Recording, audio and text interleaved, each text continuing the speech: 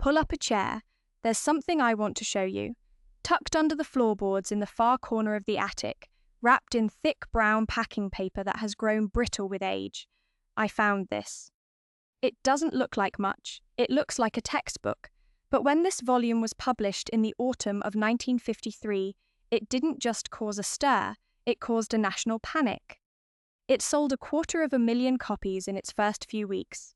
We look back at the 1950s, and we see a very specific picture.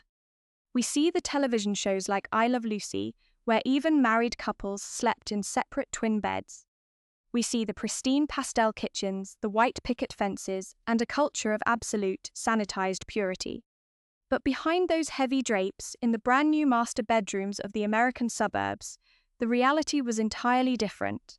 And today, we're going under the twin beds. To look at the vanished world of 1950s intimacy, not the myth we were sold, but the silent undercurrent that actually ran beneath it. To understand intimacy in 1950s America, you have to understand the silence. It was a culture of intense public censorship.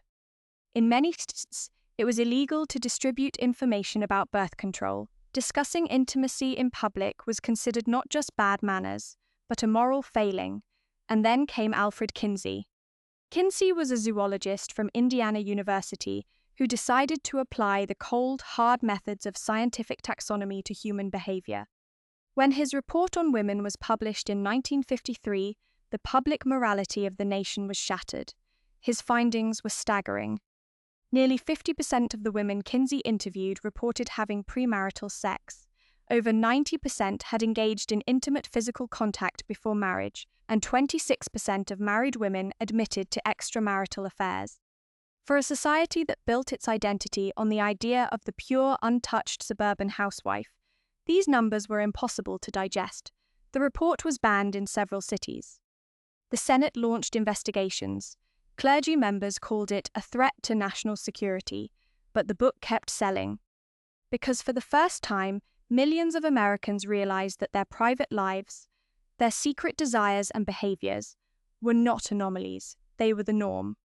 But instead of triggering a revolution right away, the 1950s did what the 1950s did best. They tried to standardize it. They tried to make it efficient. This was the era of the marriage manual. Books like Maxine Davis's The Sexual Responsibility of Woman, published in 1956, became national bestsellers. These books were written for housewives, and their tone was fascinating. It was clinical, domestic, and intensely focused on duty. Intimacy was no longer a taboo subject. It was a household chore that needed to be mastered, like baking a perfect soufflé or keeping the linoleum floor spotless. The manuals warned women that if they failed to satisfy their husbands, the marriage would dissolve. But they also introduced a concept that was quietly revolutionary for the time, the idea of mutual pleasure. Before the 1950s, women's pleasure was rarely discussed in popular literature. The 1950s manual made it a project. It was scientific marriage, but this focus on technique and duty created its own kind of pressure. A 1957 survey of married women found that over 60% felt anxious about whether their private lives lived up to the standards laid out by the new experts. We had traded the silence of the past for the clinical checklists of the present. Outside the marriage bedroom, a different kind of negotiation was happening among the youth. The 1950s saw the birth of the teenager as a distinct social class, and more importantly, it saw the birth of the suburban car culture. The automobile was not just transportation.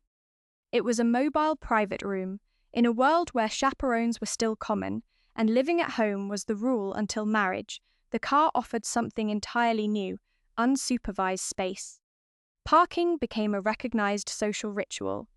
On Friday nights, lookouts like lovers' lanes and drive-in theaters were packed with sedans. But because premarital pregnancy carried absolute social ruin, the youth developed an incredibly complex, unspoken code of boundaries. Sociologists at the time called it necking and petting. It was a highly structured system of escalation. Young people negotiated how far they could go without crossing the line into what the culture deemed forfeiting one's virtue. It was a discipline of restraint, practiced in the back seats of Chevrolets. It wasn't prudishness. It was a calculated risk management system in an era before the birth control pill existed. By the end of the decade, the pressure cooker was ready to blow. Throughout the late 1950s, researchers like Gregory Pincus and John Rock were quietly testing a small synthetic hormone pill. By 1960, the FDA would approve it as the first oral contraceptive. The sexual revolution of the 1960s did not happen overnight. It was built in the 1950s, under the floorboards, in the back seats of cars, and behind the closed doors of suburban tract homes. What strikes me most about this era is the gap between what was said and what was done. Today, we live in a culture of hyperexposure. Intimacy is digitized, swiped, and discussed with absolute casual openness. But sometimes I wonder if we lost something in the transition. When you remove the boundaries, do you also remove the weight? The 1950s woman who hid the Kinsey Report behind her recipe box wasn't necessarily repressed. She was guarding something that the culture told her was sacred, even as she navigated the complex reality of her own desires. There was a power in the privacy. A quiet gravity that modern algorithms have mostly flattened out. Maybe the twin beds were a performance, but the people sleeping in them knew exactly how to cross the gap when the lights went out.